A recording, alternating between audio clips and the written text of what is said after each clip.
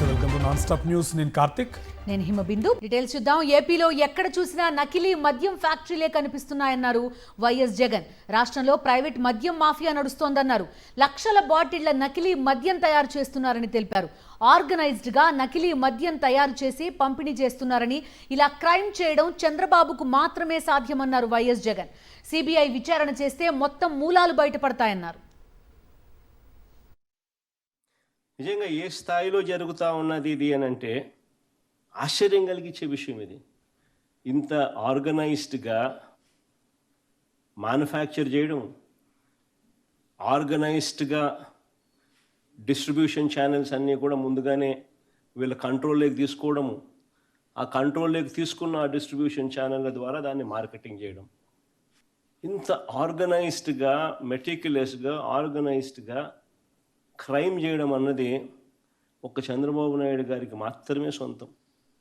Course ఆయన కొడుకు కూడా ఏమాత్రం తక్కువ తినోడు కాదనుకో, వాళ్ళిద్దరికి మాత్రమే సొంతం. చంద్రబాబే నేరాలు చేస్తాడు, అది బయటపడేసరికి ప్రజలను తప్పుదోవ పట్టించేదానికి ఆయన దొంగల ముఠా ఎల్లో మీడియా సిద్ధమవుతుంది. అంతా ఆర్కెస్ట్రేటెడ్గా ఒక అబద్ధాన్ని నిజమని చెప్పి నమ్మించే దానికోసం డైవర్షన్ పాలిటిక్స్లో చెప్పిన అబద్ధమే 100 సార్లు చెప్పే కార్యక్రమం జరుగుతూ పోతుంది. ఆ ఆరోపణలను నిజం చెయ్యాలి అని చెప్పి తాపత్రయంతో ఒక సిట్టు కూడా వేస్తారు, తప్పుడు విచారణ చేస్తారు, తప్పుడు సాక్ష్యాలను సృష్టిస్తాడు, తప్పుడు డ్రామాలు నడుపుతారు. వైఎస్ఆర్సీపీ వేసిన విత్తనమే విశాఖలో గూగుల్ డేటా సెంటర్ అని అన్నారు వైఎస్ జగన్. 2020 నవంబర్లో అదానీ డేటా సెంటర్కు బీజం పడిందని గుర్తు చేశారు. 2023 మే 3న డేటా సెంటర్కు శంకుస్థాపన చేశామన్నారు. దానికి కొనసాగింపుగానే గూగుల్ డేటా సెంటర్ వచ్చిందన్నారు. అదానీ ప్రాజెక్టు విస్తరణే ఈ గూగుల్ డేటా సెంటర్ అని పేర్కొన్నారు. ఈ క్రెడిట్ ఎవరికి దక్కాలి? క్రెడిట్ ఇవ్వడానికి ఎందుకంత భయమని చంద్రబాబును ప్రశ్నించారు. మా హయాంలో అదానీ డేటా సెంటర్, తద్వారా వచ్చిన Google, Infosys, Inorbit mall, Kailasagiri science museum, Rushikonda వద్ద టీటీడీ దేవాలయం, ఎన్టీపీసీ గ్రీన్ హైడ్రోజన్ హబ్, ఇవన్నీ కొన్ని ప్రాజెక్టులు నేను చెప్తా ఉన్నా. ఇవన్నీ జరిగి ఇన్ఫ్యాక్ట్ విశాఖపట్నం నుంచి road to the airport and to the port, to Mulapeta port central గవర్నమెంట్ని కన్విన్స్ చేసి గడ్కరీ గారితో స్టేట్మెంట్ ఇప్పించడం. అసలు ఇవన్నీ జరిగితే అదొక కారిడార్. ఇది విజన్. ఇవన్నీ పూర్తయితే పురోగతి అనేది కనిపిస్తుంది, నెంబర్స్ అనేటివి కనిపిస్తాయి. లేకపోతే 5,650 కోట్ల పెద్ద అమౌంట్, పెద్ద నెంబరు అని చెప్పి డబ్బాలు కొట్టుకోవడమే. రాష్ట్రం పెరగాలి అని అంటే ఏం చేయాలన్న విజన్ అనేది లేకోకుండా వీళ్ళు చేసిందే కనపడతాయి. వీళ్ళు ఏ రకంగా ఉన్నారు అనే దానికి ఇవన్నీ కూడా ఎగ్జాంపుల్స్. కూటమి పాలనలో ఆరోగ్యశ్రీని నిర్వీర్యం చేశారన్నారు వైఎస్ఆర్సీపీ అధినేత వైఎస్ జగన్. బకాయిలు ఇవ్వకపోవడంతో నెట్వర్క్ ఆసుపత్రులు చేతులెత్తేశాయని వెల్లడించారు. పేదవాడికి భరోసా ఇవ్వాల్సిన ఆసుపత్రులు ధర్నా చేయాల్సిన పరిస్థితి వచ్చిందన్నారు.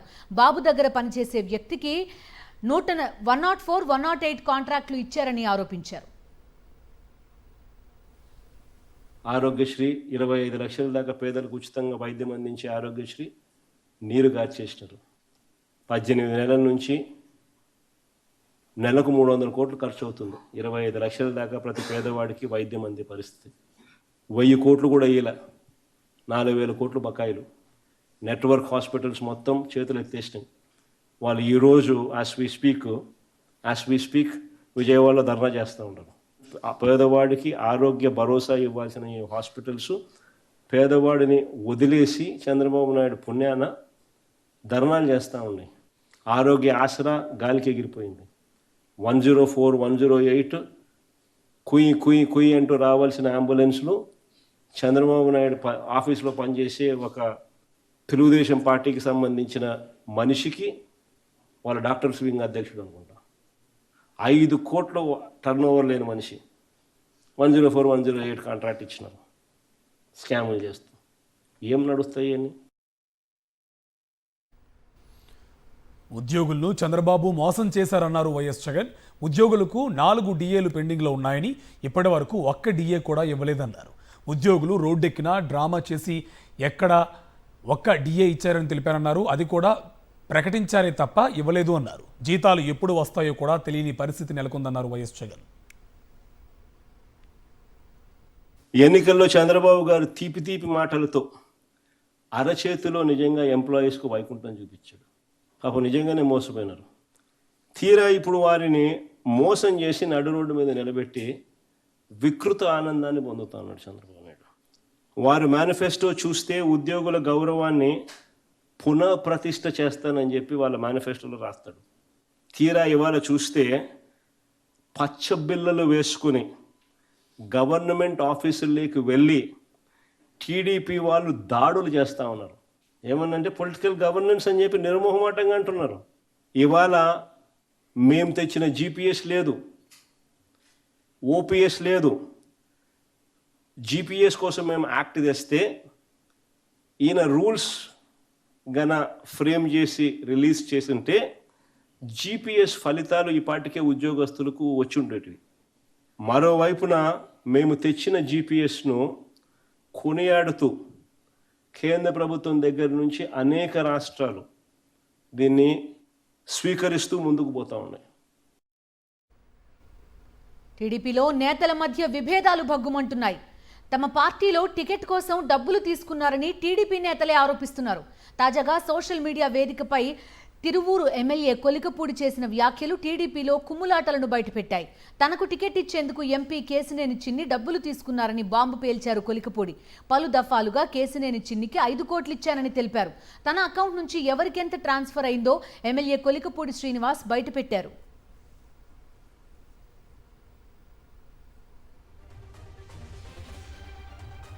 ఎమ్మెల్యే కొలికపూడి ఆరోపణలపై స్పందించారు ఎంపీ కేశినేని చిన్ని.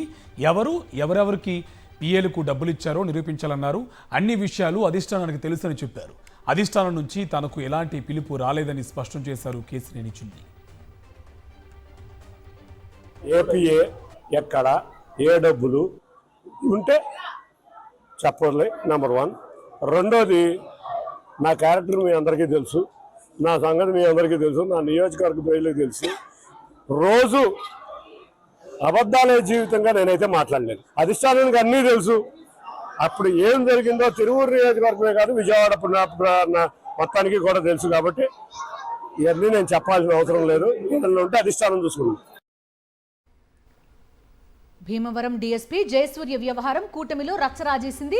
డీఎస్పీ జయసూర్య పరిధిలో పేకాట శిబిరాలు పెరిగిపోయాయని, సివిల్ వివాదాల్లో డీఎస్పీ జోక్యం చేసుకుంటున్నారని తనకు ఫిర్యాదులు వచ్చాయని డిప్యూటీ సీఎం పవన్ కళ్యాణ్ చేసిన వ్యాఖ్యలు ఏపీ రాజకీయాల్లో సంచలనం సృష్టించాయి. హోంమంత్రి అనితకు ఫిర్యాదు చేయకుండా డిప్యూటీ సీఎం పవన్ కళ్యాణ్ నేరుగా ఎస్పీని నివేదిక కోరడంతో అసలు రచ్చ మొదలైంది. అయితే అదే సమయంలో ఎంట్రీ ఇచ్చిన డిప్యూటీ స్పీకర్ రఘురామకృష్ణరాజు డీఎస్పీకి మంచి ట్రాక్ రికార్డు ఉందని, జిల్లాలో పేకాటపై గట్టి నిఘా పెట్టారని, నిఘా పెట్టినందుకే అభియోగాలు వస్తున్నాయని అనుకుంటున్నా అంటూ వ్యాఖ్యానించారు. పవన్ విమర్శించిన అధికారికి అండగా నిలిచారు. దాంతో డిప్యూటీ సీఎం పవన్ పరువు పోయినట్టయిందని కూటమి వర్గాల్లో చర్చించుకుంటున్నారు. తన వ్యాఖ్యల పదును పెంచిన రఘురామ ఈరోజు మరోసారి మాట్లాడుతూ డీఎస్పీ జయసూర్యపై తనకు ఎలాంటి ఫిర్యాదులు రాలేదని, తన నియోజకవర్గ పరిధిలో పనిచేస్తున్న డీఎస్పీ గురించి తనకు బాగా తెలుసని గట్టిగానే కామెంట్ చేశారు. రఘురామకృష్ణరాజు నిన్న ఏమన్నారో, ఇవాళ ఎలాంటి వ్యాఖ్యలు చేశారో చూద్దాం. Very good officer. నేనైతే అతను మంచి ఆఫీసర్ అని చెప్పి నాకున్న నాలెడ్జ్ దృష్ట్యా, ఎందుకంటే అబ్జర్వ్ చేస్తాను కాబట్టి నాకున్న ఇన్ఫర్మేషన్ ప్రకారం అతను మంచి ఆఫీసర్ అనే నాకున్న రిపోర్టు. ఆయన నిజాలు నాకు తెలియజేయండి అని చెప్పి ఎస్పీ గారిని అడిగినట్టుగా నేను వారి పేపర్లో, అన్ని పేపర్లలో చూశా. సో ఎస్పీ గారు రిపోర్ట్ ఇస్తారు. సో ఆయన శాఖే కాకుండా మిగిలిన శాఖలను కూడా పట్టించుకోవడం సంతోషించవలసిన విషయం. నేను నా దగ్గర పనిచేస్తున్న, నా ఏరియాలో పనిచేస్తున్న ఒక అధికారి మీద నాకు తెలిసి ఎటువంటి కంప్లైంట్లు రానప్పుడు, నాకు తెలిసి మంచి అధికారి అనే పేరు ఉందని నాకు అనిపించినప్పుడు, నా మనసులో భావాన్ని నేను తెలియజేయకపోతే అది నా దౌర్బల్యం అవుతుంది. సో కాబట్టి నాకు తెలిసినంత వరకు అతను మంచి అధికారే అని నాకు తెలిసింది నేను చెప్పాను. పెద్దలు పవన్ కళ్యాణ్ గారు ఆయనకి ఎవరో కంప్లైంట్ ఇస్తే దాన్ని ఎంక్వైరీ చేయండి అని చెప్పి ఆయన చెప్పారు. ఆయన చేసింది 100కి 100 ఒక ప్రజాప్రతినిధిగా, ఒక బాధ్యత గల మంత్రిగా ఆయన చేసింది 100కి 100% కరెక్ట్.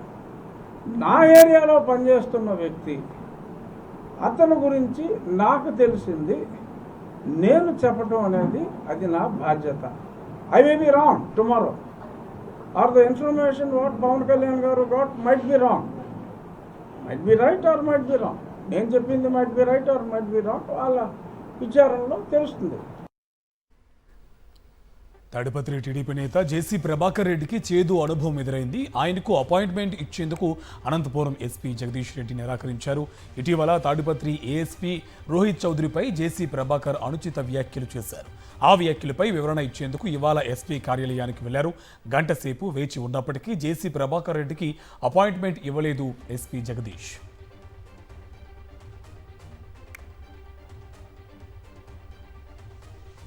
ఏపీలో ఆరోగ్యశ్రీ బకాయిలు విడుదల చేయాలంటూ ఆరోగ్యశ్రీ నెట్వర్క్ ఆసుపత్రుల యాజమాన్యాలు చలో విజయవాడ కార్యక్రమం నిర్వహించాయి. యాజమాన్యాలతో పాటు సిబ్బంది కూడా పెద్ద ఎత్తున తరలివచ్చి కూటమి ప్రభుత్వ అసమర్థతను ఎండగట్టారు. సమ్మె బాట పట్టి 2 వారాలైనా సరే చంద్రబాబు ప్రభుత్వం నుంచి స్పందన రాకపోవడంతో జోరు వానను సైతం లెక్క చేయకుండా మహాధర్నా నిర్వహించారు. నెట్వర్క్ ఆసుపత్రుల అసోసియేషన్ ప్రతినిధులు అప్పుల పాలైపోయామని, బ్యాంకులు కూడా అప్పులు ఇవ్వడం మానేశాయంటున్నాయని ఆసుపత్రుల నిర్వాహకులు ఆవేదన చెందారు. పూర్తి బకాయి చెల్లించే వరకు సమ్మె విరమించే ప్రసక్తే లేదని తేల్చి చెప్పారు. వీరి సమ్మెకు Indian medical association, private nursing hospitals association, ప్రభుత్వ డాక్టర్ల అసోసియేషన్, జూనియర్ డాక్టర్ల సంఘం మద్దతు తెలిపాయి.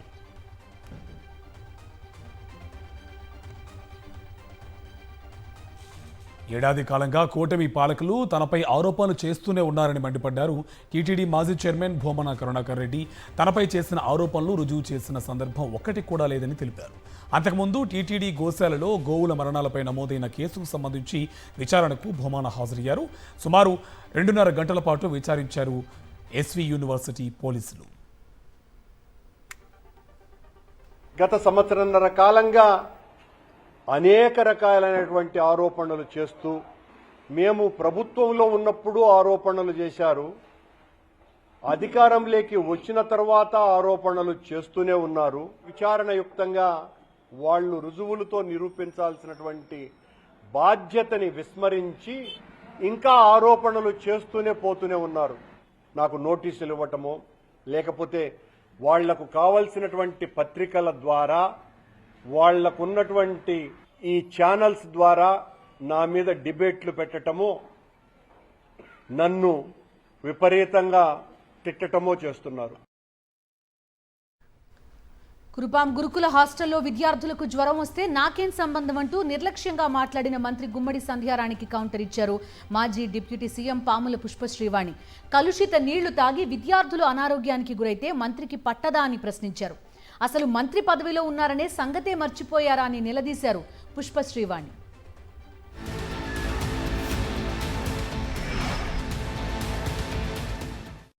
ప్రతి ఊర్లో జ్వరాలు ఉన్నాయి.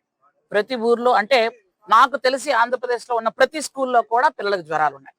అది సోషల్ వెల్ఫేరా, ట్రైబల్ వెల్ఫేరా, బీసీ వెల్ఫేరా, లేదా నార్మల్ స్కూల్స్ అందరికీ జ్వరాలు, పిల్లలకి జ్వరమో, జాండీసో, జలుబో, దగ్గో ఏదో ఒకటి.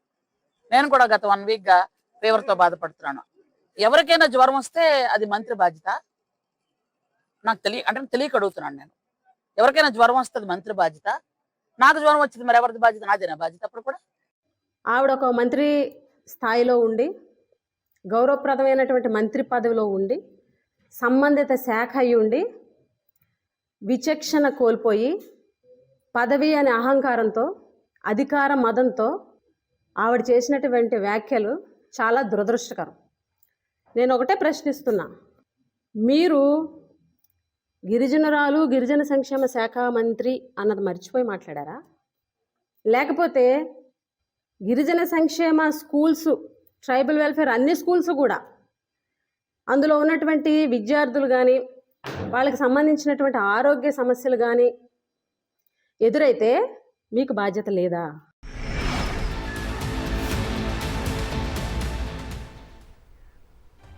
కాకినాడ జిల్లా తునిలో మైనర్ బాలిక అత్యాచార ఘటనలో టీడీపీ నేత నారాయణరావు మృతి అనేక మలుపులు తిరుగుతోంది.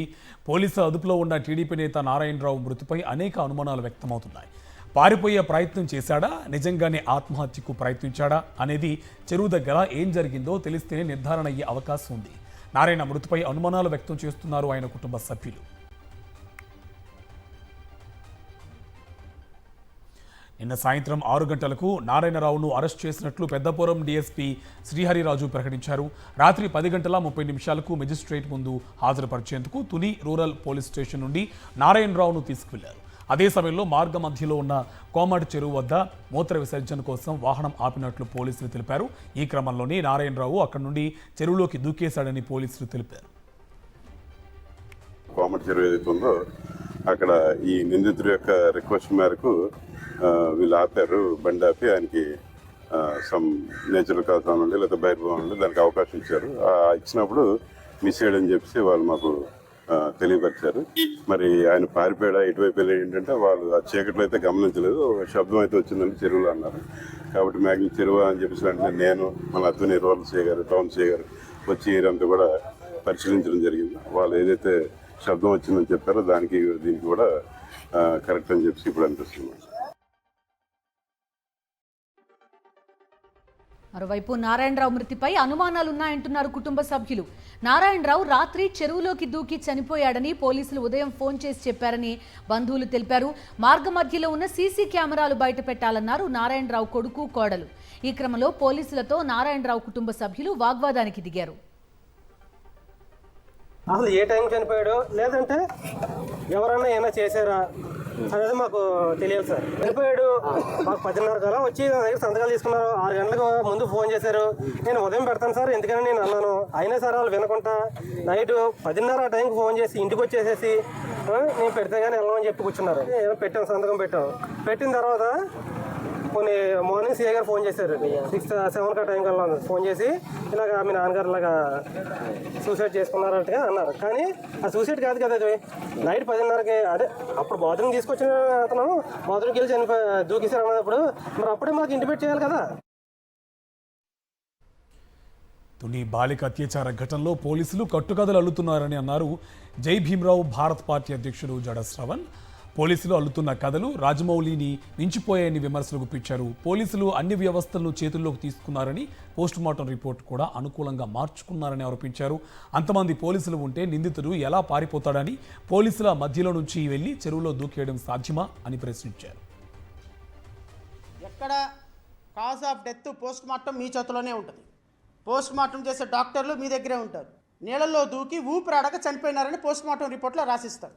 Postmortem report close. ఇప్పుడు ఈ సిఐ చెప్పాడు కదా, తలకాయ లేని సిఐ రేపొద్దున దీని మీద ఇన్వెస్టిగేషన్ పడితే ఒక్కొక్కడు యూనిఫామ్ ఎప్పదీసి చట్టం ముందు నిలబెట్టే రోజు ఒకరోజు వస్తుంది. కంగారు ఏం లేదు.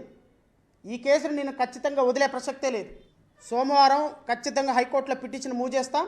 నిజంగా కాజ్ ఆఫ్ డెత్ అతనికి మునిగి చనిపోయినాడా, పోలీసు దెబ్బలతో చనిపోయిన తర్వాత నీళ్ళల్లో పడేశారనే అంశాల మీద ఇన్వెస్టిగేషన్ జరిగేంత వరకు జై భీమ్రావు భారత్ పార్టీ వదలదు. తెలంగాణ కేబినెట్ సమావేశం ముగిసింది. స్థానిక ఎన్నికల్లో పోటీ చేసేందుకు 2 పిల్లల నిబంధన ఎత్తివేతకు ఆమోదం తెలిపింది మంత్రివర్గం.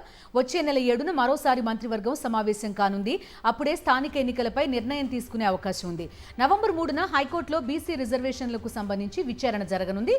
కోర్టు ఇచ్చే తీర్పును బట్టి నవంబర్ 7న జరిగే కేబినెట్ సమావేశంలో స్థానిక ఎన్నికల నిర్వహణపై నిర్ణయం తీసుకోనున్నారు.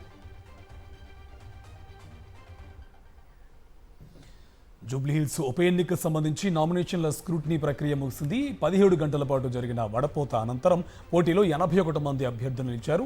135 నామినేషన్లకు ఎన్నికల అధికారి ఆమోదం తెలిపారు. పలు కారణాలతో 130 మంది అభ్యర్థులు వేసిన 186 నామినేషన్లను తిరస్కరించారు. రేపు నామినేషన్లు విత్డ్రా చేసుకునేందుకు అవకాశం ఉంది. వీరిలో ఎంతమంది విత్డ్రా చేసుకుంటారనే దానిపై ఉత్కంఠ నెలకొంది.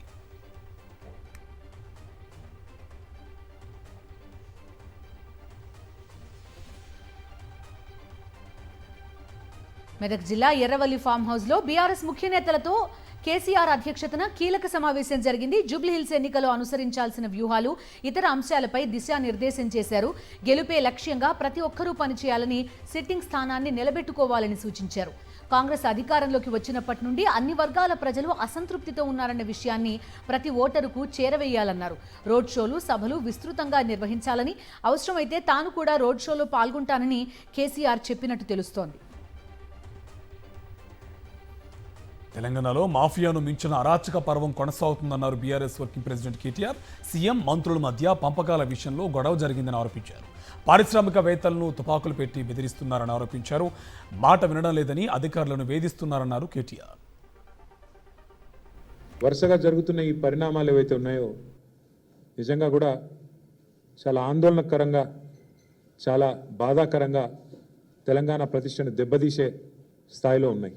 ముఖ్యమంత్రి, మంత్రుల మధ్యన పంపకాల విషయంలో వచ్చిన పంచాయతీలు ఇవాళ రాష్ట్ర పరువుని, రాష్ట్ర ప్రతిష్టని నడి బజార్లో నించోబెట్టి తెలంగాణ అంటే ఇదా అనే స్థాయిలో మన పరువు పోయే విధంగా వీళ్ళ వ్యవహారాలు ఉన్నాయి. మేడ్చల్ జిల్లా పోచారం కాల్పుల ఘటనలో 3 నిందితులను అరెస్టు చేశారు పోలీసులు. ఇబ్రహీం సహా 2 అదుపులోకి తీసుకున్నారు. పరారీలో ఉన్న మరో వ్యక్తి హనీష్ కోసం గాలిస్తున్నారు. నిన్న రాత్రి సోను సింగ్ పై ఇబ్రహీం, శ్రీనివాస్, అజ్జు అనే 3 వ్యక్తులు కాల్పులకు తెగబడ్డారు. ఎవరు ప్రశాంత్ మన ఇప్పుడు ఇంజూర్డ్ ఉండి హాస్పిటల్ ట్రీట్మెంట్ ఉన్నాడు. ఆయన టైం ప్రకారం వాళ్ళు 4:15కి అట్లా బయలుదేరి చేరుకోవడము, 5:15 to 6:15 గంట సేపు కూర్చొని మాట్లాడారు. గంట సేపు ఒక దగ్గర ఉండి మాట్లాడారు. మాట్లాడిన తర్వాత ఇన్సిడెంట్ జరగడము, వాళ్ళు పారిపోవడము, అతనికి కొంచెం దూరం నడుచుకుంటూ హోటల్ దగ్గర వచ్చి పడ్డ తర్వాత మనకు ఫోన్ కాల్ రావడం, మన అధికారి వెళ్ళి అతన్ని తొందరగా హాస్పిటల్ షిఫ్ట్ చేయడం, అతని ప్రాణాలు రక్షించడం జరిగింది. సో ఎంటైర్ ఇంటరాక్షన్ ఏంటంటే ఒక కమ్యూనికేషన్ ఉన్నవాళ్ళు, they are in constant communication. DGP కార్యాలయం ముట్టడికి యత్నించారు బీజేపీ నేతలు. నిన్న మేడ్చల్ జిల్లా పోచారంలో జరిగిన కాల్పుల సంఘటనపై నిరసన వ్యక్తం చేశారు. రాష్ట్రంలో శాంతి భద్రతలు పూర్తిగా క్షీణించాయని బీజేపీ నేతలు ఆరోపించారు. కాంగ్రెస్ ప్రభుత్వం ఎంఐఎంకు వత్తాసు పలుకుతుందని మండిపడ్డారు. అందుకే గోరక్షక్ సభ్యులపై దాడులు చేస్తున్నప్పటికీ అరెస్టులు చేయట్లేదని ఆగ్రహం వ్యక్తం చేశారు.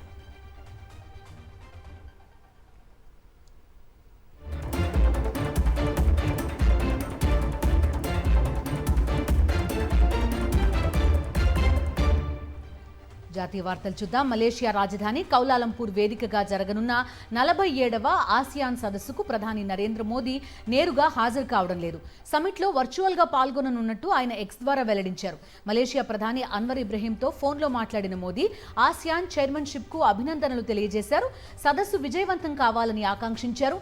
భారత్ ఆసియాన్ సమ్మిళిత వ్యూహాత్మక భాగస్వామ్యం మరింత బలోపేతం కావాలన్నారు. ఆసియాన్ సదస్సుకు ప్రధాని మోదీ హాజరు కాకపోవడంపై కాంగ్రెస్ విమర్శలు ఎక్కుపెట్టింది. అమెరికా అధ్యక్షుడు డొనాల్డ్ ట్రంప్ నుంచి తప్పించుకునేందుకే ఆయన సమ్మిట్కి వెళ్లడం లేదని సెటైర్లు వేసింది. ఆపరేషన్ సింధూర్ను తానే ఆపానని 53 సార్లు, రష్యా చమురును భారత్ కొనుగోలు నిలిపివేసిందని 5 సార్లు ట్రంప్ ప్రకటించారు. ఈ నేపథ్యంలోనే ట్రంప్తో కలవకుండా మోదీ జాగ్రత్త పడుతున్నారని ఎక్స్లో పోస్ట్ పెట్టారు కాంగ్రెస్ సీనియర్ నేత జైరాం రమేష్. బీహార్లో విపక్ష మహాగఠబంధన్ ముఖ్యమంత్రి అభ్యర్థిని ప్రకటించింది. ఆర్జేడీ నేత తేజస్వి యాదవ్ను మహాకూటమి సీఎం ఫేస్గా ఎన్నుకుంది. పాట్నాలో జరిగిన సంయుక్త మీడియా సమావేశంలో ఈ మేరకు ప్రకటన చేశారు కాంగ్రెస్ సీనియర్ నేత అశోక్ గెహ్లట్. వికాస్శీల్ ఇన్సాన్ పార్టీ వీఐపీ వ్యవస్థాపకుడు ముఖేష్ సహానీని ఉప ముఖ్యమంత్రి అభ్యర్థిగా ప్రకటించారు. ఐకమత్యంగా ముందుకు వెళ్లి ఎన్డీఏను ఓడిస్తామన్నారు. అనంతరం మాట్లాడిన తేజస్వి యాదవ్ ఎన్డీఏకు సవాల్ విసిరారు. ముఖ్యమంత్రి, డిప్యూటీ సీఎం అభ్యర్థులను ప్రకటించాలని ఛాలెంజ్ చేశారు. సీఎం అభ్యర్థిని ప్రకటించకుండా నితీష్ కుమార్కు బీజేపీ అన్యాయం చేస్తోందంటూ సెటైర్లు వేశారు తేజస్వి. భారత త్రివిధ దళాల సామర్థ్యాలను మరింత బలోపేతం చేసే దిశగా రక్షణ శాఖ కీలక నిర్ణయం తీసుకుంది. 79,000 కోట్ల వ్యయంతో ఆయుధాలు, సైనిక పరికరాల కొనుగోలుకు పచ్చజెండా ఊపింది. నాగ్ క్షిపణి వ్యవస్థ, టార్పిడోలు, ఎలక్ట్రానిక్ నిఘా వ్యవస్థల వంటివి ఇందులో ఉన్నాయి. రక్షణ శాఖ మంత్రి రాజ్నాథ్ సింగ్ నేతృత్వంలో సమావేశమైన డిఫెన్స్ అక్విజిషన్ కౌన్సిల్ సంబంధిత ప్రతిపాదనలకు ఆమోదం తెలిపింది.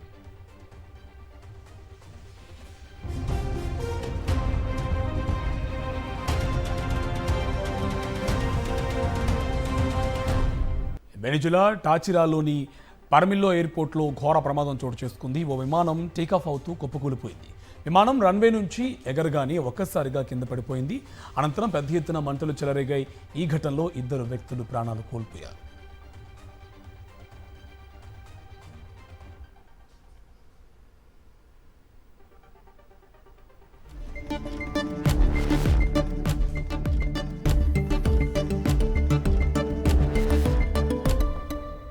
బిజినెస్ అప్డేట్స్ చూద్దాం. భారత స్టాక్ మార్కెట్స్ లాభాల బాటలో పయనించాయి.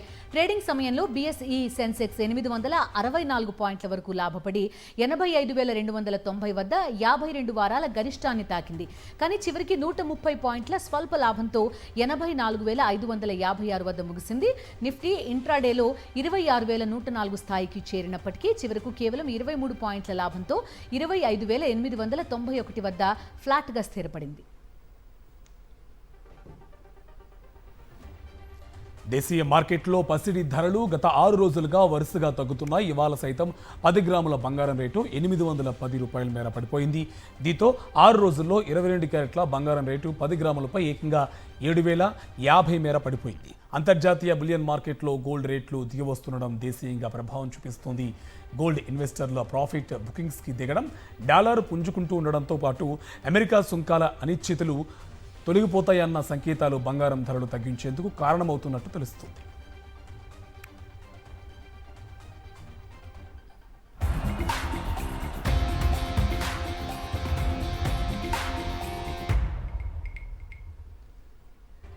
స్పోర్ట్స్ అప్డేట్స్ చూద్దాం. రెండో వన్డేలో టీమిండియాపై ఆస్ట్రేలియా 2 వికెట్ల తేడాతో విజయం సాధించింది. 3 వన్డేల సిరీస్ను 2-0తో మరో మ్యాచ్ మిగిలుండగానే కైవసం చేసుకుంది. టాస్ ఓడి తొలుత బ్యాటింగ్ చేసిన భారత్ 9 వికెట్ల నష్టానికి 264 పరుగులు చేసింది. ఈ టార్గెట్ని ఆసీస్ 46.2 ఓవర్లలో 8 వికెట్లు కోల్పోయి ఛేదించింది. ఆసీస్ బ్యాటర్స్లో మాథ్యూ షాట్ 74, కూపర్ కనోలి 61 పరుగులతో రాణించారు. భారత బౌలర్లలో హర్షిత్ రాణా, వాషింగ్టన్ సుందర్, అర్ష్దీప్ సింగ్ 2 వికెట్లు పడగొట్టగా అక్షర్ పటేల్, సిరాజ్ తలో వికెట్ తీశారు. ఇక సిరీస్లో నామమాత్రపు 3వ వన్డే శనివారం సిడ్నీలో జరగనుంది. Non stop news details